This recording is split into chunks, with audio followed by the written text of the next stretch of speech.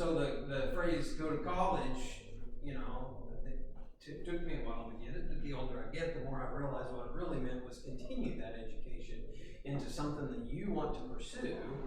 And, you know, this, like you said, the students that are not interested in beyond high school, this is something they can leave with their diploma and these skills in hand, and they can go into. My high school principal preaches on that all the time, that we've got, because we're rural and poor, and we have a lot of kids that just aren't gonna go to college. And there's a pathway for every student to find success in life without. And not all the jobs are used to me. Right. That's right. Right, and he's always saying we need to find more things that these kids can do that don't require a college degree, you know, so. What's that picture? You ever been to Jerry's World? Well, I live in Dallas. Oh, okay, so that's Okay. Jerry's World. This is Jerry's World. I've never been there, have you been there? I haven't, I want to. I've not been Okay. there. My daughter's been. Believe it or not, this television, this big monitor, was put in by former C-Tech graduates. Really? Fiber optically linked, yes. That's cool. Okay. Another thing about this is, let's say that the Cowboy Stadium can hold 80,000 people. And they can configure it for up to 100,000 people. What happens if 50,000 of those people want to be on a cell phone at the same time? In some cases, you'll watch people sit there and watch the game here on their phone. At the game, yeah. Well, how's all that mechanized? Well, there's antennas and things around there that basically take that and send it back to your provider via fiber optic lines. And I also want to get a plug in there for OU. So, no more OU OSU games? Is that? Sorry? No more OU OSU games, is that what I No. thought? Not in 2024. They're going to still play Texas at the Cotton Bowl. And we're going to come into the SEC West and be playing the Razorbacks, not next year, sometime next year. Lucky for y'all. Renewing the SWAC rivalry. Yeah. So this is something, and besides something like that, this is some of the connectivity that's going on in the world right now, okay? The United States, over 310 million smartphone users. How many people in the United States? 345 million? So if you're under 5, you probably don't have a cell phone. Okay? Every second, 127 devices come online. Automobiles. In telecommunications, our first course, we talked about Industry 4.0. Essentially, Industry 4.0 is the integration of computer networking to control manufacturing. Industry 1.0 was horses. Okay. 2 was electricity and steam.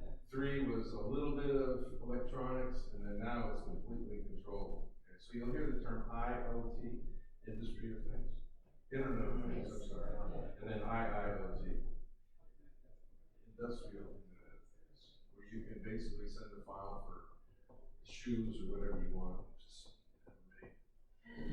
average number of devices in your home, 12. You gotta figure computers, tablets, refrigerators, Light bulbs. Alexa. Yo, yeah, it's crazy, and everything's connected, and all these things happen in the background. I think my son has 12 just in his room. Yeah, probably. Yes. So it's connectivity, and it's all, even though you think it's wireless, at one point it's going to be connected to a piece of copper or a piece of fiber. I work for Verizon, Altel, before they sell them. And people would call, oh, my internet is slow, you know, back when Palm Pilots were just getting there. And it's like, well, yeah, because it's going to the cell tower, and there's a 14.4 modem in the cell tower. Yeah, well, nowadays cell towers are the fiber Yeah. cables, okay? Well, Brian's you brought that up, okay? What happens if this is a refrigerator. What happens if that goes bad? Do you call your provider, your internet provider? Do you call? Who do you call? You call Maytag? Okay, that's one of the things that's going on in the industry right now. It's called the CS handoff, and it's called customer service handoff on who does what, and how that, who's gonna take the hit Yeah. when it breaks, right? My computer didn't connect. Okay, well, Yeah, night. yeah. So basically, these are the three modes of communications when it comes to telecommunications. You got the copper, which is still 70% of the market, okay? If you go to other than a data center, but here it's all copper. Yeah. All RJ45s and things plugged in. Okay. Fiber optics, which is over glass. And then, of course, wireless. And they all tie together. So, for example, you have files at your house. You have fiber to your house. Well, that could be part of fiber all the way, or it could be copper and then fiber, or it could be fiber and then copper. So it's a mixed bag of tricks. You ever hear of any of these companies? Oh, yeah. Okay. So there's 140 million households in this country. And if I can get those 140 million households to pay me $100 a month, pretty soon you're talking about real money. Okay. We deal with a lot of these people: Verizon, Comcast, Cox, AT&T. They let us know exactly what's going on in the market and where the needs are. I'm not a sales guy. I'm a development kind of guy. So my team, half of us in Dallas, half of us in New Jersey, put these manuals together and work with SMEs and do this. Okay, CTEC. Short term, hands-on, 50% hands-on, and that's what we talked about before, some of these kids just don't want to sit and get, they want to do something. High demand careers, and of course, it's certified. We'll talk about that. Talk about our industry partnerships as well. These are some of the people that we've worked with in the past, or we still do. You all do skills? Mm-hmm. Okay, I'll show you a picture of that in a second. We originally started out 30 years ago making test equipment for IBM, these little cabling testers. And then IBM says, well, you're going to tell us how they work. And then it evolved into what we're doing today. Wow. Of course, we were in New York City, Lebanon, all near Lebanon, okay? Thomas Edison invented the light bulb. Lebanon invented the light switch. They initially, like 200 years ago, they did the gas lamps in New York City. We work with Penn State, USA, of course, we do Skills USA as well. This is our certified training facility. Basically, what we would do is you would buy a package. We would train you, certify you as an instructor, and you would become a certified training facility. Where is that? Is there on the top? Fort Smith? Is that kind of home right here? And we're in the place with Hot Springs. Okay. The thumbtacks represent, we're doing training in Amazon. We're training Amazon employees. And the thumbtacks represent where that's happening, which it ends tonight. Because we can't be working, Amazon's in a big push right now for the holidays. So we stopped in November, we picked back up in February. They can't, yeah. They gotta focus on holiday deliveries right now. And if you've ever been in one of those facilities, I can imagine. They closed one of their stores. You know what the reason for? Online competition. Okay. Themselves, I thought, Yeah. the irony there that it kind of falls in line in all technologies, but the need is still there just because people aren't coming in their physical store, they're still, and I think that's kind of, not to interrupt, but I'm interrupting, that's where some of this comes into play is we always think, somebody does that. Yeah, but the somebody that does that, the need is much broader than what we realize. so we're training, and we have over 775 locations. We're in juvenile corrections, adult corrections, nonprofits, high schools, technical colleges, Goodwill, Catholic Charities, Youth Build, Job Corps, we're all over the place. That's right. And then RCTF, hands-on independent authentic training. Okay, and it's used in, this is just an example of community and faith-based, or technical colleges, or high schools, and of course, alternative ed. You don't say ex-felons anymore, you say returning citizens. Did not know that. Returning citizens. There's also a push, or I don't even, there was a push on, say, a drop the box for a job application. The box being, have you ever been convicted of a felony? Mm-hmm. And Verizon has told us, and Cox has told us that they will hire ex-felons, but they won't put it on paper. It's a case-by-case basis. And it's usually, what I've heard is usually if it's non-violent or. Not theft. Mm-hmm. They don't want to steal from them. Yeah. Why'd you kill everybody in the house? Well, they were home. Ouch. I didn't want to leave. Here's an example. This is one of our schools up in, y'all have ever heard of Woodstock?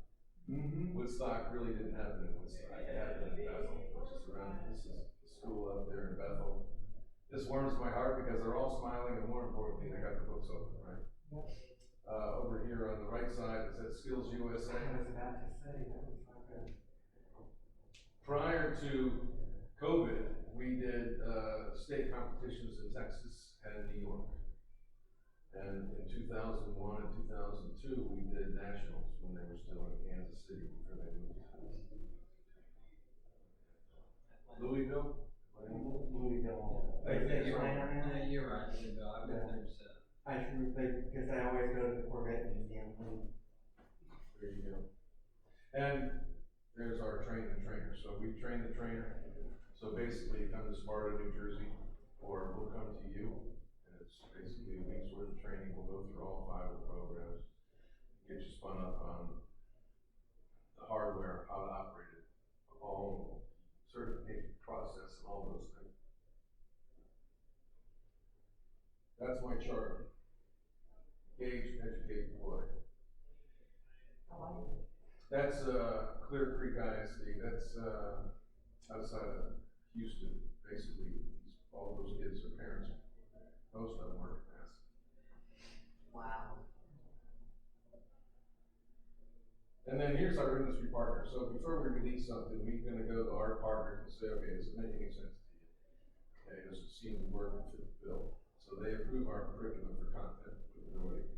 Once again, Levinton's on there. If you ever go to Home Depot and look for the network tools and stuff, you probably see that kind of thing. Specified Technologies, they do fire stopping. JBL, right? Okay. And we're also we're a member. I'm a member of the Internet Home Alliance, which is kind of unnerving because it's like Microsoft, CTEC, a couple other small companies. Collaboration and communication. What do you think the #1 skill that an employer is looking for in a new hire? Show up. Show up, that's #1. It Okay. really is. What do you think #2 is? Being able to listen. Teachable. Communication skills. Yeah. You can follow directions, you can talk to a customer, you can follow, listen to your boss, those kinds of things. Technical ability is actually #3.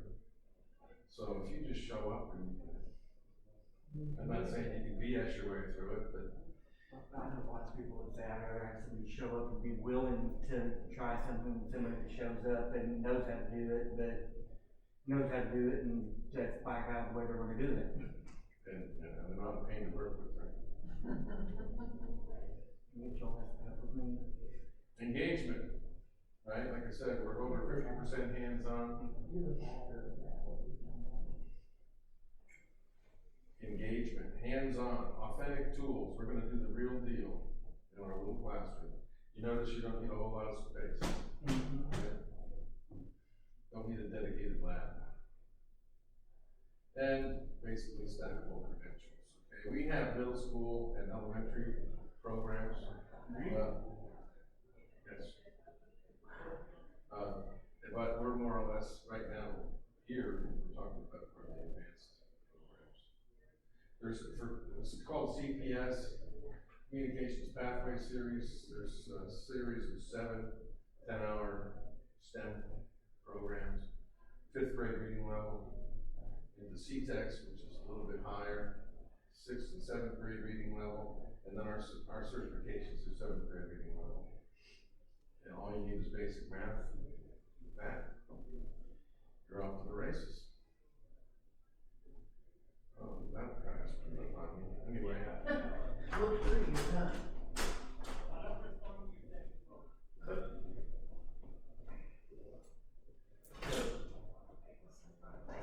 So 40 hours, that's to become certified in that.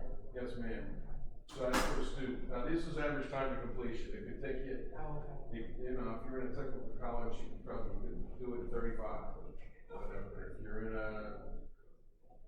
when everybody has an IEP in a high school, then it could take you 50 or 60. Sure. Okay. So intro, copper, fiber, we have grounding and bonding, wireless, and then soon to be fusion splicing.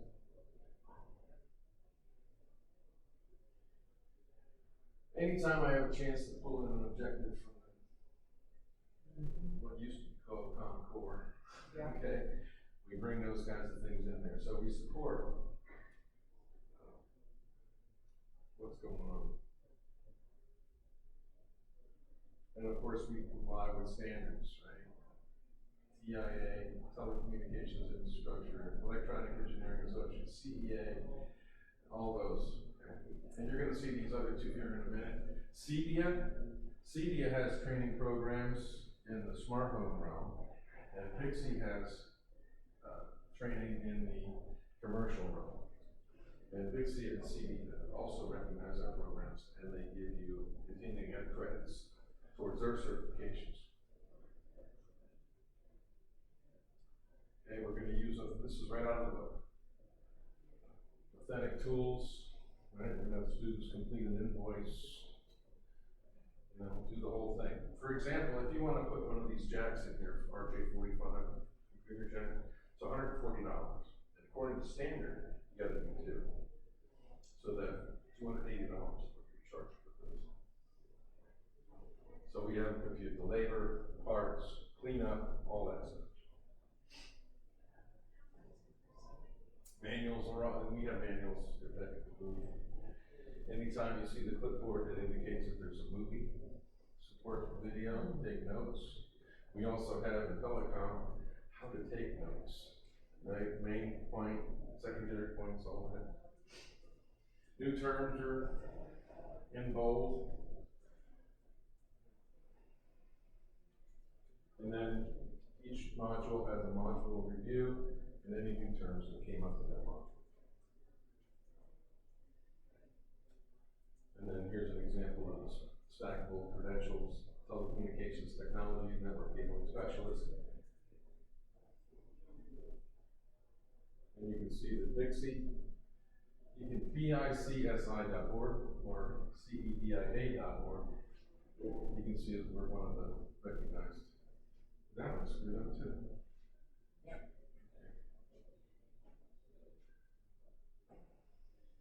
Intro to telecommunications, that's the first level training program. And we're going to basically go into the basics of wireless, fiber optics, okay? We have little devices where the students configure it for a remote control or a wireless transmitter. And then we have what would be a typical input. This would be your telecommunications room, and then this would be a robotic arm down here. And as they move this thing, the lights will change depending on the position of it. Which is kind of cool, because you never done this on your phone. Change it changes the orientation. Well, that's the same kind of chip that we have in there. Oh, wow. You know what that is? It's a chip with a little bitty ball in it. And it's got a light, and it's got sensors, and depending on what's being blocked or not blocked, it'll tell you, it gives the phone the orientation. Similar to a gyro. Yeah. So this is a 40-hour course where the students basically get some of the terminology, background, and the history, and those kinds of things. Here's some of the boards. This also goes with copper. Okay. And we also have, y'all familiar with POE? Power over Ethernet? Yep. That's what this is here. So we actually control different LEDs. We'll actually have them measure the current. And you can tell me that the red uses more power than the blue or whatever. Okay. You can run up to 100 watts on a data cable. POE, right? And POE is used in like security cameras and remote.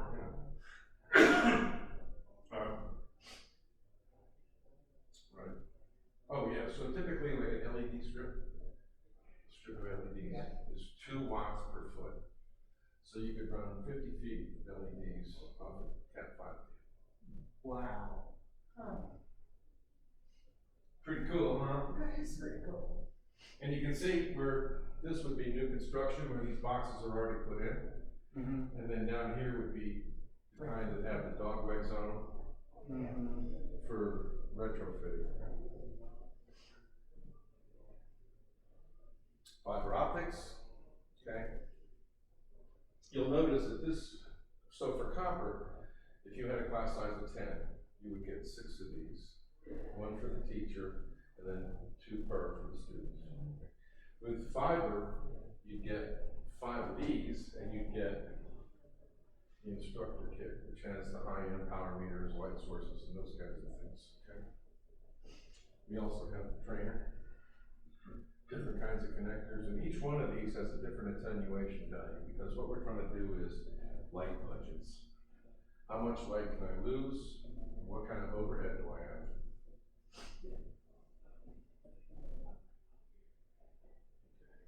We also have the means with this camera here that's got a USB on it. You can actually plug the student's cable in and actually look at the M and see if it's dirty. You can record it for them. You can put it on in our portfolio. That kind of stuff. And of course, you can see here, one of these is broken. Put a fault finder on it, you're gonna watch it glow. How many would you like? All of them. Grounding and bonding, this is a 15-hour program. Basically, because electricians were doing a lot of this work, and electricians typically didn't know what they were doing when it came to telecommunications gear. Telecommunications gear has got to be a whole lot tighter grounding. Like half an ohm versus 5. Yeah, and ESD. And okay, so for example, if I take my feet and I rub it over here and I touch you, okay, that's 3,000 volts. If you can see the spark, it's 7,000 volts. No current. Wow. Just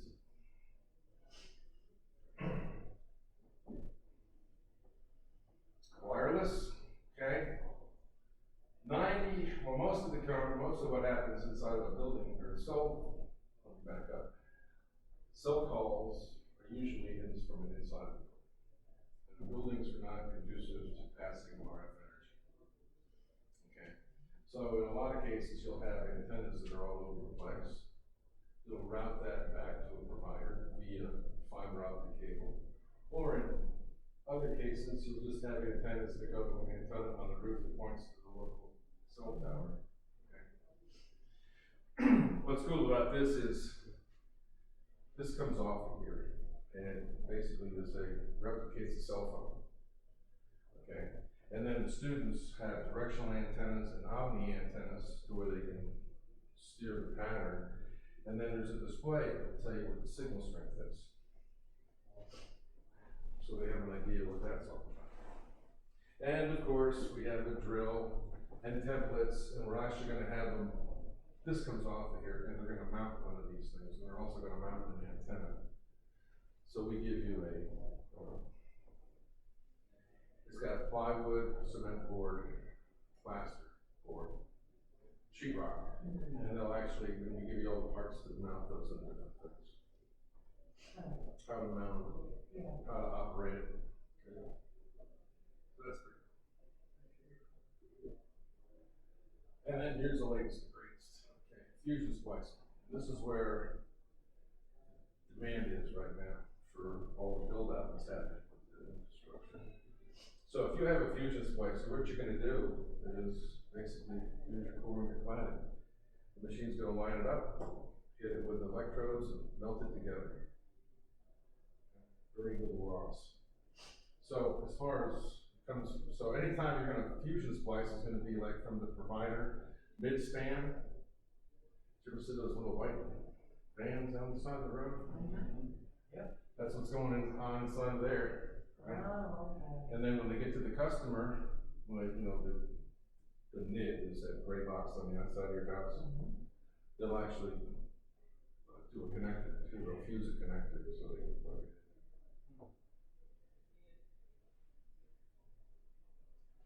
Cool, huh? Connecting to business.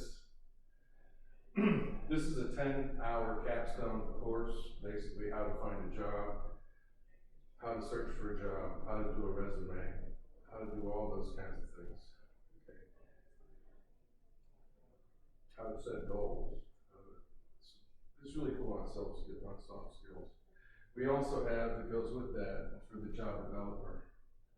It explains to a job developer what these things are all about, how it aligns to DOL, SOC codes, and all those kinds of things.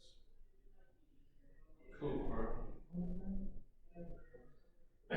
And it's over a broad base. So if you want a low voltage network, telephone, cable, home entertainment, which we have in our telecoms, home entertainment, automated devices, all those kinds of things.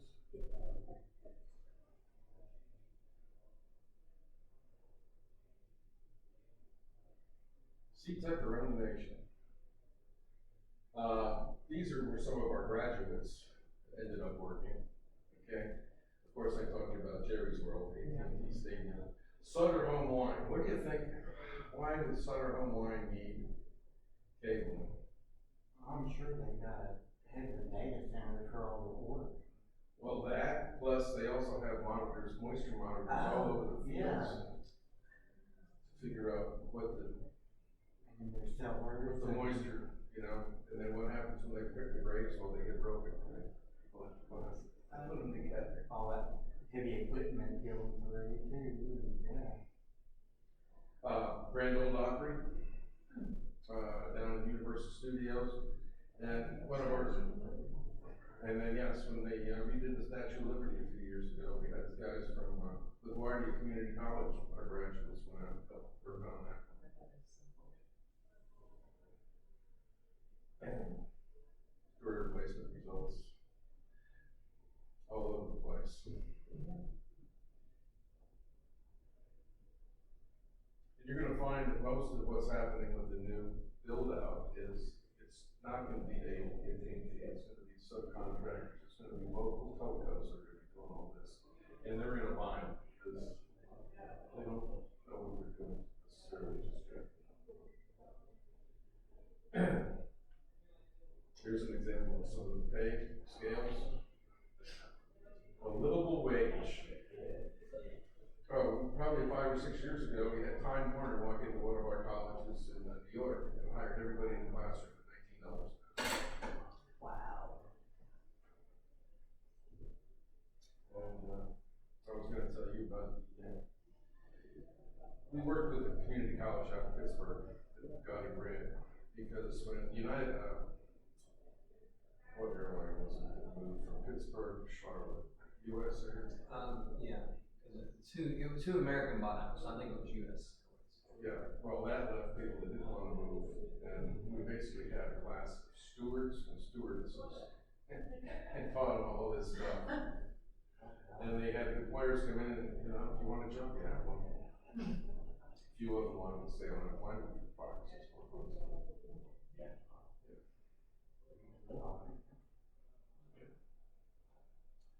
This is in 1948, after World War II. This was the big build-out to put a copper wire to everybody's house. Well, you know what? I was going to do this glass. Yep. We're still using those wires, right? If you got dial-up or even if you have DSL. Okay. And then you have the guy in the middle there. What's kind of cool when we bring it up in our telecom program is, remember back in the olden days, you see the old movies where they have the telegraph alongside the railroad, right? Well, that was fiber optic lines alongside the railroad right of ways. You want to take a guess on what Sprint means? Sprint is an acronym for Southern Pacific Rail. No idea. Sprint's gone now, right? They got bought by somebody. T-Mobile. Yeah. Yeah. Were they merged? I think they merged, and I don't know, I think they kept the T-Mobile instead of Sprint. So the Sprint, Southern Pacific Railroad, Internet and Telephone. Internet, yeah, something like that, yeah. Pretty cool. Bring that one. So lucky he has 3 phones, yeah. And I bet the one on the wall is either gold or avocado green. I think that. Or orange, that, That's true. we had to gone off with the orange one. Yeah, avocado. Yeah. Yeah, avocado. I bet my folks still have their avocado one, cause you know that, you never owned that. The Right. telephone That's company right. owned it, and then when the first wireless phones came out, they didn't want it. But yet, most of the older homeowners were nervous to throw it out, Right. cause the telephone company owns it. They told them that you Yeah. don't own it, yeah. Back in the 60s, a professor at MIT, his name was Mr. Negroponte, and he predicted what was known as the Negroponte shift. Okay, he said, today what goes by air will go by wire, and what goes by wire will go by air. Okay, and if you think about it, well, your telephone used to be, right? But your TV, that was wired, it used to come through the air, right? That's true, antennas and now. Yeah. So that's the big build-up to what's happening now, the BEAD program, okay? Broadband initiative. What they want to do is everybody's going to get a fiber to their house to support broadband, okay? And in our books, we talk about, oh, if you want Netflix, that's 25 megabits per second. If you want how to calculate what you really need, okay? Yeah. So it's coming. This is right here, this is called an ONT, optical network terminal. This is what's on the side of your house. Okay. And what they do is they're gonna put the fiber in that, and then whatever you have in your house currently, coax or telephone lines, they're gonna convert it over to telephone lines for the rest of your house. But anyway, that's where the installs are gonna happen. Okay, and the lines, the fiber lines, are either gonna be underground, or they're gonna lash them to the current copper lines. Have you seen those lashed on there like that? Yeah. You know, they have to lease them. Whoever owns those copper lines, the people putting the fiber lines have to lease them. Hold their stuff up. Gotta make money someday. So, that's what's gonna happen. $45 billion dedicated to this. And in this area, okay, you have Connect America Fund, Rural Digital, in addition to the BEAD program, you have these 3, okay? And according to the Government Accounting Office, aims to produce over 800,000 new labor opportunities. Okay? So I'm sure you've seen these trailers, right? Oh, yeah. That's what's going on in there, is where, you know, it's time to connect the cables, well, that's where it happens in there. Because fusion splices, of course, need to be protected from dust, dirt, and stuff.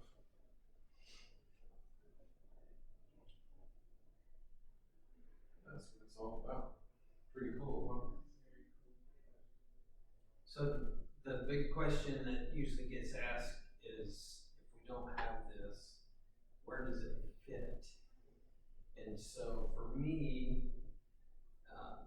it's easy to go, hey, this is career tech ed. And it is, and it can be. Yeah. But also it fits in with the computer science, because with computer science is so much more than programming. And yes, programming, but when we think computer science, what do we think of? What that class is, we're gonna teach them some programming. But the physical elements that go alongside of that is sometimes not utilized in the classroom, and then when those students go out to that job, they don't necessarily know the hand-in-glove piece, and that's where the technology like this fits in both disciplines, in my opinion. And I think that whichever fits in your district is kind of where you put it. And I know you look at the state guidelines of what computer science is, or that may determine which path it goes in, but really that crossover is it's a natural bridge and can go in either, or honestly both. In my opinion. The voltage, electrical, all those kinds of things. In our telecom program, we give you a real broad look at what's going on as far as automation programs, light switches, all this automation. That's something even a realtor needs to know. If you're gonna sell a smart home, you better know how it operates. When you mentioned the Internet of Things, there's so many technologies out there. I work with a 3D printing company, and all of their printers have an onboard camera, and they all have a software that I can put on my phone that I can check that camera, because I don't really want to have somebody that's sitting there watching a machine, but I can watch it and I can get alerts that, hey, it's gonna run out of filament, right? Or whatever those, I need to go back up. And there's so many people just in the education world that 3D print, that go home during the print and go back up to start the next one, or to trade out. And that's where all of this really connects back in, because you kind of laughed about the refrigerator being connected, or the thermostat. I mean, at the doorbell, the light bulbs. At some point, why do I want my light bulbs connected? Well, because I can control the lighting. Okay, that's cool. That's a cool factor. But in 15 years, that's not going to be the cool factor. That's going to be expected, right? And I think that this is a technology that we're now at a point where we're being early adopter again, even though it's never gone away. That demand cycle has changed, and we pushed. Was it under? I don't remember. Was it Clinton that pushed the information superhighway and all the cable that got laid down the middle of the interstates, right? Because that was government right of way. This is easy to do. We plowed it in and we did it. And now we're back to that same cycle, because that was great, but that's not good enough. And that doesn't get us to up on the top of the Boston Mountain very easy, does it? I don't know about y'all, but I lose radio stations. Everything, I lose, you go through the Bobby Hopper Tunnel. You don't have nothing. You don't have a phone, you don't have a radio, right? And that's just what, a couple hundred feet? Yeah. And that's where this is, and you think about these jobs, 800,000 jobs, and sure, when the majority of the remote areas have been hit,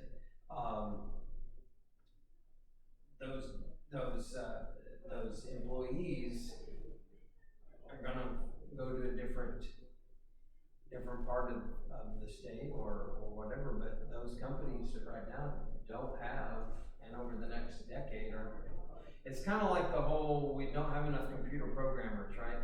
That's the same thing. There's not enough hands out there, and students that have this skill can step into that role versus, you're not gonna take a new hire and put them in the back of that truck and tell them to fuse that together without babysitting them for days, right, weeks. Well, now I'm not getting my job done because I'm training somebody, and that's. If you can find someone who's already trained. Exactly. And certified. And certified, and. Check and make sure they do what you want. Home day. Well, fusion splicers, top of the line, it's the same thing AT&T uses. And it's got a three-year warranty on it, so if it breaks, send it back, and get it fixed for you. But they're pretty robust, I mean, they splice in bucket trucks. Right, yeah, they gotta be robust. And manholes, and, all that kind of stuff.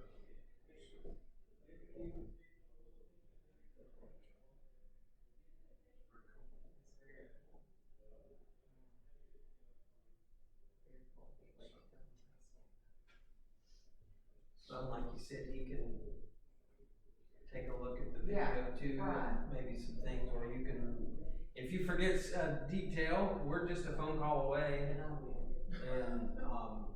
that's the thing, it's, we've started working with CTEC about 8-10 months ago. And so a lot of this I understood, but at the same time, there's just so much that, that's what I want to do. And thank you for being here and sharing, because I know that this is one of those elements that, sometimes those of us in the middle get last. And, this is a spot where we're kind of first, because those of us in the middle have the most rural area. Yes. Right. I started out just doing one, and then two, the Connect America, and then the other one, and it started just, so I said, let's just put it all together. Yeah.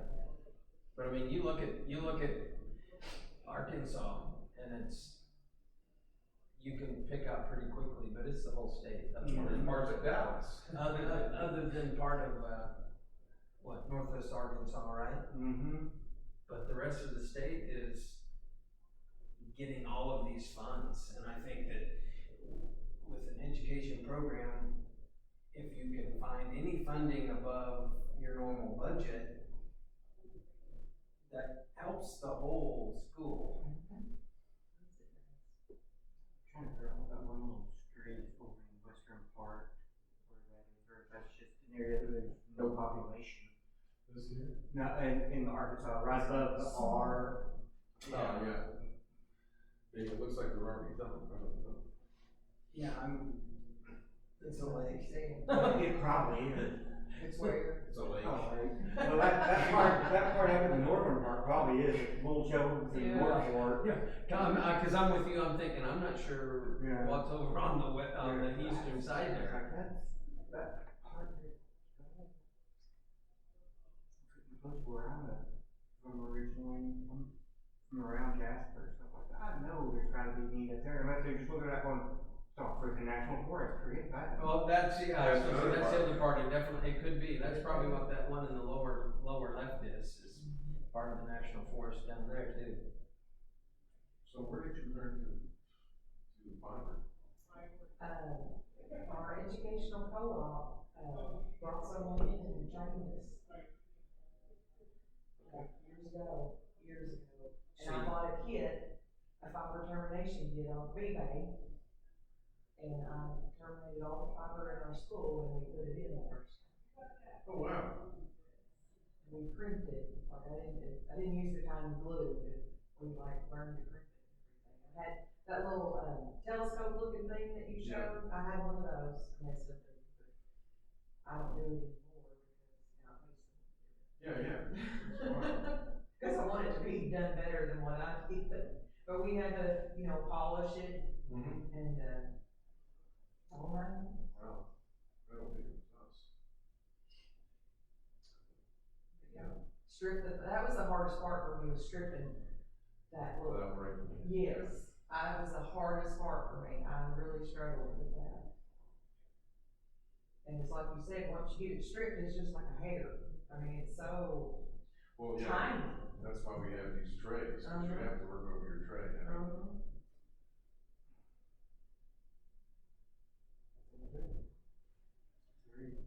Joe, happy?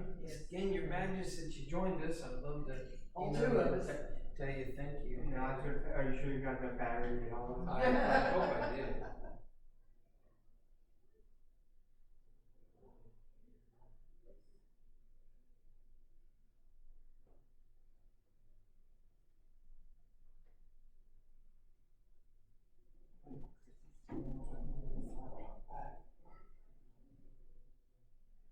Like I said, my first year here, my session I did, the HDMI didn't connect back to the deal, and we just held it on my computer. There's always a solution for any of this. But yeah, we appreciate you guys being here, cause it's, Again, laptop, this is one of the hardware information systems, it's one of theirs, because yeah, I didn't wanna have to build out the SCCM server and everything on there, it's like, I don't wanna go on the 31st month. Plugged it in, it was like, lights cannot display to another. So I had to reboot and uninstall and reinstall. but it's real, cause those are the things that you get the phone call and they say this, and you're going, no, it doesn't, and you know, but it does, those things happen. Thank y'all very much. You're very welcome.